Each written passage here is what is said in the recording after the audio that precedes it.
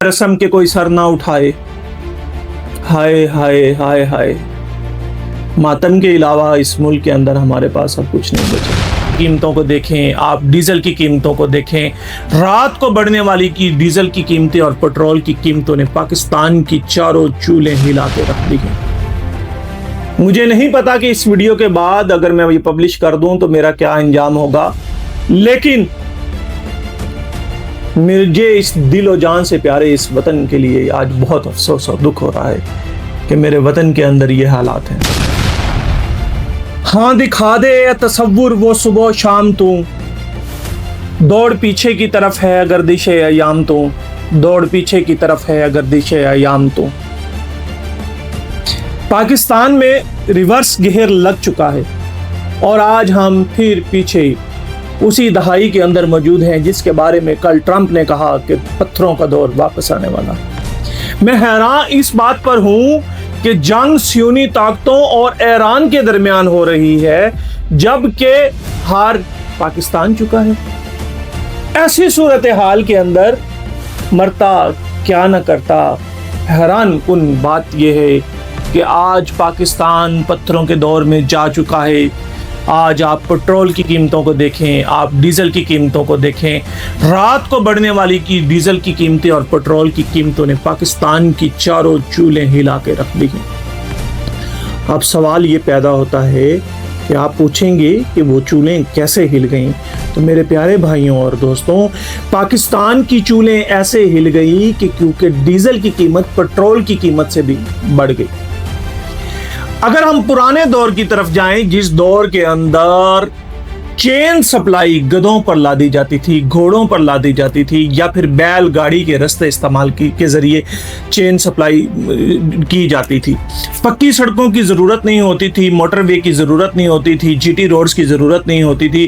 कच्चे पक्के रास्तों से भी गधा गाड़ी, बैलगाड़ी के जरिए आप सप्लाई चेन दे लेते थे।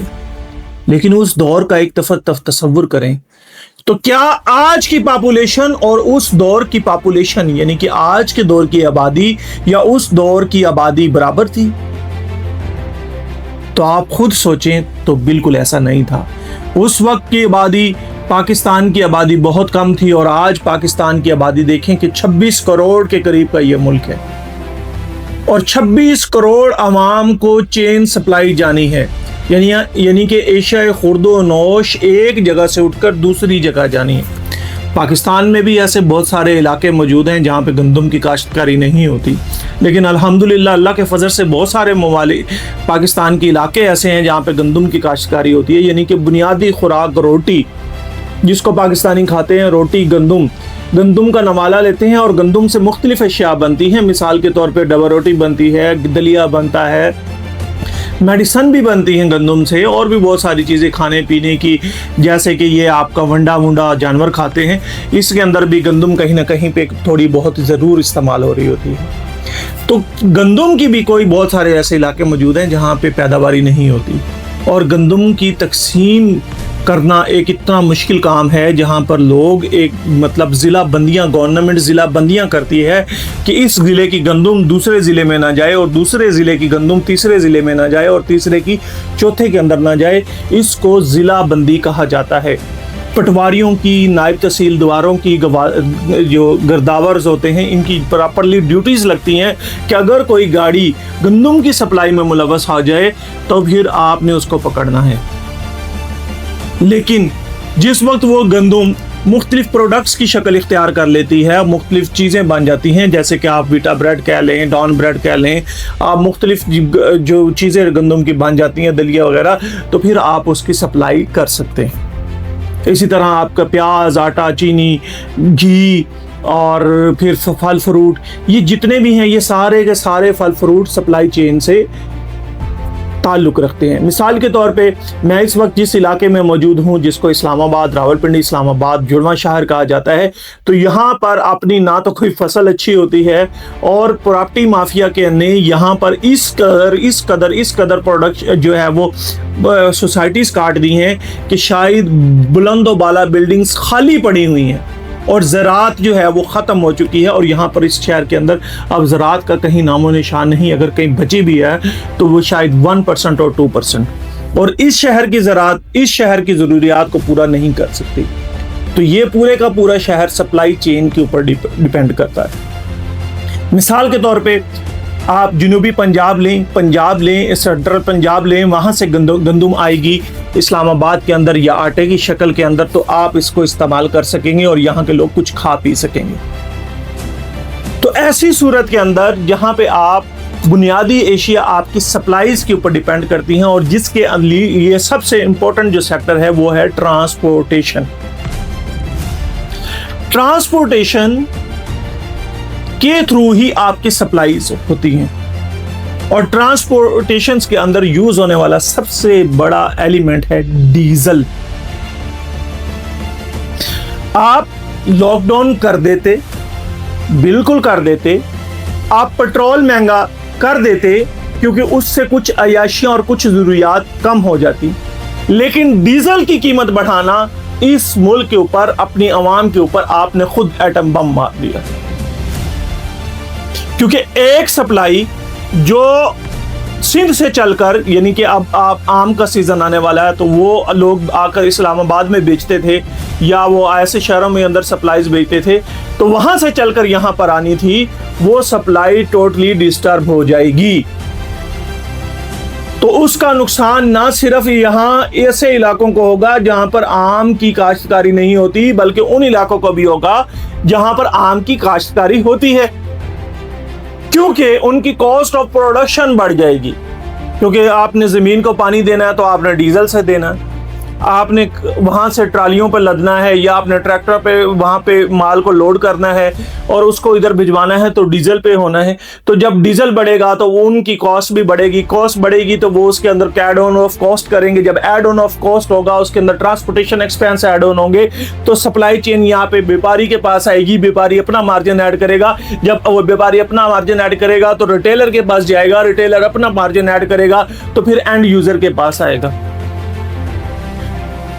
تو جب اتنا مہنگا آم یا اتنا مہنگا پھل فروٹ یا بنیادی اشیاء آپ کو ملیں گی تو لوگ اس کی کنزپشن کو کم کر دیں گے. لوگ ڈیپینڈ ہو جائیں گے صرف اور صرف گندم یا بنیادی اشیاء کے اوپر جو آپ کے کھانے پینے کے لیے موجود ہوتی ہیں. یعنی کہ وہ چیزیں جو اضافی مزہ, اضافی لذت یا اضافی انجوائمنٹ دیتی ہے, لوگ اس کو ترک کریں گے. تو ایسی صورت کے اندر پہلے بھی ملتان کے اندر جو ہے نا وہ ایک سوسائٹی نے آموں کے باغ تباہ کر دیے تھے, باقی یہ ڈیزل کر دے گا.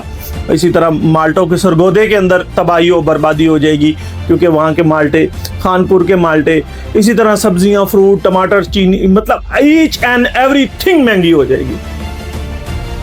لہٰذا میں ایسے نہیں کہہ رہا کہ پاکستان جنگ ہار چکا ہے. جنگ امریکہ, اسرائیل اور ایران کے درمیان ہے, لیکن ہار پاکستان گیا ہے. اور یہ پاکستان یہ جنگ آج سے نہیں ہارا, یہ پاکستان 1947 سے ہار چکا ہے اور ہارتا چلا آ رہا ہے. یہ میرا وطن ہے اور اس وطن کے لیے, اس پاکستان کے لیے میری جان, میری تن سب قربان. لیکن اس ملک کی پالیسیاں, اس ملک پہ ہونے والی حکومتوں نے ہمیں اس قدر پریشان حال کر دیا کہ پاکستان ذرا سی جنگ کہیں ہمسائے میں لگی ہے تو ہمارے پاس سروائیول کے لیے کچھ نہیں. میں اس پوری جنگ میں اور اس پوری صورتحال میں مدعی الزام کسی ایک کو نہیں ٹھہراتا.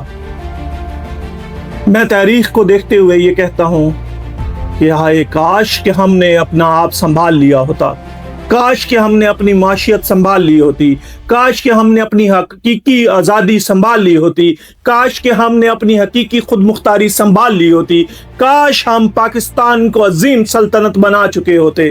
کاش. اور میرے پاس کاش کے علاوہ کوئی لفظ نہیں.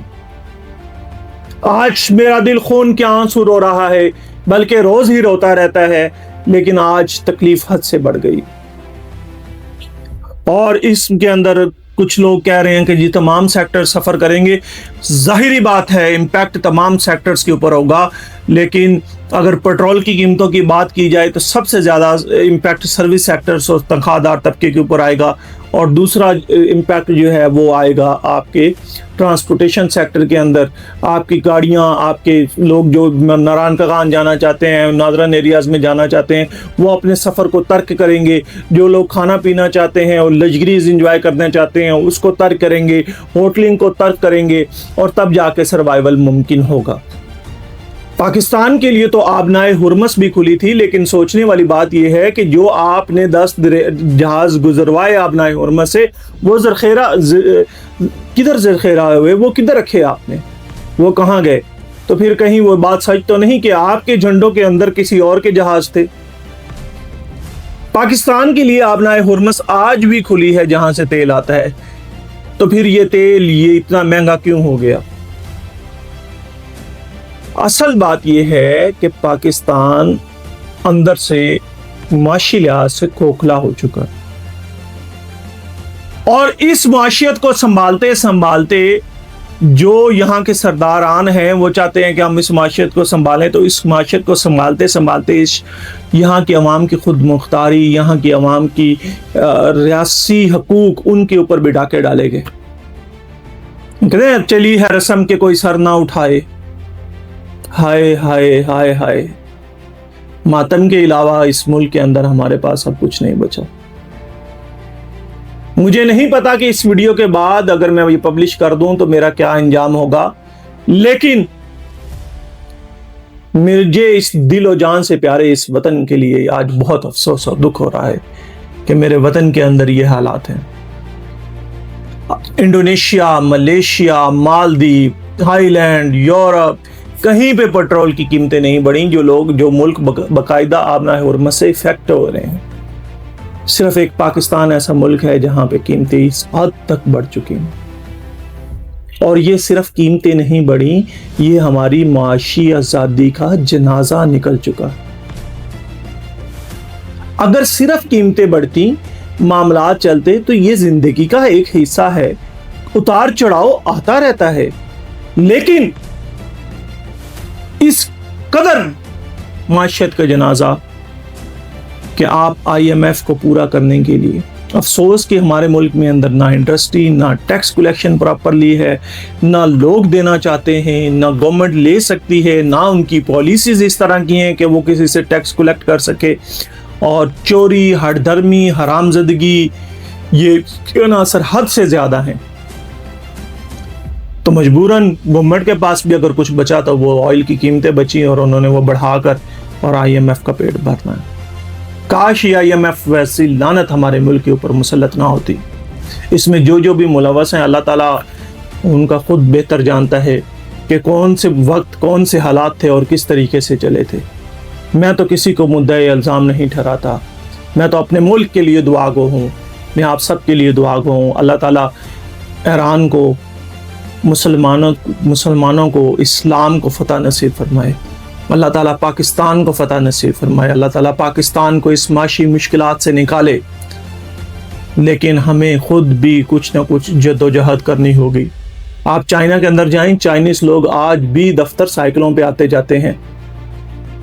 میں کچھ عرصہ بیرون ملک کہیں رہا تو وہاں پہ لوگ ایک جگہ سے سائیکل اٹھاتے تھے اور میٹرو تک سائیکل پہ آتے تھے. سائیکل کھڑا کر کے پھر میٹرو پہ بیٹھ کے، پبلک ٹرانسپورٹ اس لیول کی تھی، بیٹھ کے دفتر جاتے تھے. آگے پھر انہوں نے میٹرو اسٹیشن کے اوپر اپنا سائیکل کھڑا ہوا ہوتا تھا اور لاک بھی نہیں کیا ہوتا تھا کیونکہ ان کا سائیکل کوئی نہیں اٹھاتا تھا. اور وہاں سے پھر سائیکل چینج کر کے دفتر چلے جاتے تھے اور دفتر سے آگے پھر واپس میٹرو، اور میٹرو سے اپنے گھر والے اسٹیشن پہ اتر کے اپنے گھر چلے جاتے تھے، اپنی منزل پر چلے جاتے تھے. ہم کس حد تک ہیں یہاں پر؟ اگر آپ اپنا سائیکل بھی باہر کریں گے تو وہ بھی چوری ہو جاتا. یہ میرا ملک ہے، یہ ہم لوگ ہیں، یہ ہماری روایات ہیں. ہم ہر درمی چوری کرتے ہوئے خوش ہوتے ہیں. یہاں آوے کا آبا بکھلا ہوا ہے. تو کہتے ہیں نا کہ دوڑ پیچھے کی طرف ہے، گردش ہے یہ ہم تو. اور میں پھر اینڈ پہ یہ بتا دوں کہ سروائیول کچھ وقت آنے والا ہے کہ سروائیول صرف اسی کا ہوگا جس بندے کا پاس اپنا زرعی رقبہ ہوگا. آج اور ابھی اگر کو میری آواز کہیں پر پہنچ سکتی ہے تو آپ بلند و بالا بلڈنگز بنانی بند کر کے زرعی زمین کی کاشتکاری کی طرف انویسٹ کریں، زرعی زمین بنائیں. اگر کوئی آپ انویسٹمنٹ کرنا چاہتے ہیں تو زرعی رقبے کی طرف انویسٹمنٹ کریں، کیونکہ کل کو جو حالات ہو جائیں گے، اگر گدھا گاڑی کا دور بھی واپس آتا ہے یا بیل گاڑی کا دور بھی واپس آتا ہے تو آپ اپنی زمین میں جو کاشت کریں گے صرف وہی کھا پائیں گے، اس کے علاوہ آپ کو کچھ میسر نہیں ہوگا۔ اللہ تعالیٰ آپ کا اور میرا اور میرے ملک عظیم پاکستان کا حامی و ناصر ہو۔ اللہ تعالیٰ ایران کا حامی و ناصر ہو، ایران کو عزت اور فتح سے نصیب فرمائے۔ آمین ثم آمین۔ والسلام پاکستان۔